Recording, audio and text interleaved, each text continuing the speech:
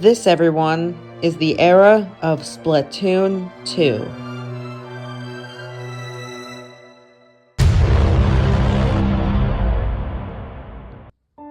This is my story on how I got into Splatoon 2.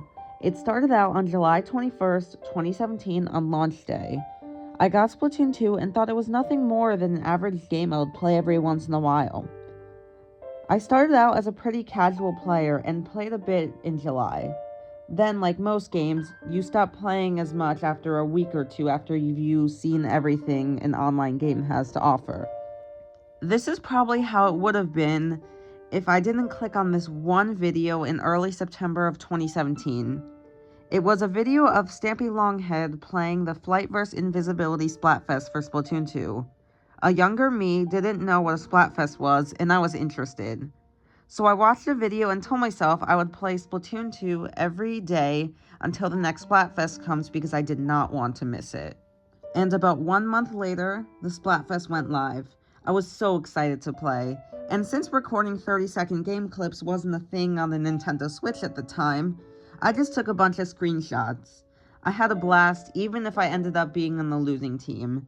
That got me so interested into Splatoon 2 that it was at this point that I became a Splatoon superfan, playing the game very often. I remember in late September of 2017, I got stuck on level 25 of Hero Mode for about 2 days. For some reason, jumping in Splatoon was very hard for me back then. Fast forward about 9 months later until we get to June of 2018, the launch of Octo Expansion. I've been waiting for this for months, and I was so excited to play. Then, about 4 months later, we get to the Tony Kenta Collection 2. This was super exciting, and basically I spent the entire day just using the Kenta Flashback Pro and throwing Booyah Bombs. And about 1 month later, in October of 2018, I got my first 10 times battle. I did lose it though, but I had the chance to redeem myself during the Frosty Fest in January of 2019, and I won that 10x battle. Then 6 months later, during the Final Fest, I got tons of 10x battles, and I got 2 100x battles and won them both. I remember freaking out about that. And a few years later, that brings us to today. I would have never started a channel if it wasn't for Splatoon 2 and Stampy, so thank you.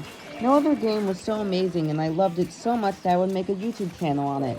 Splatoon 2 will always hold a very special place in my heart.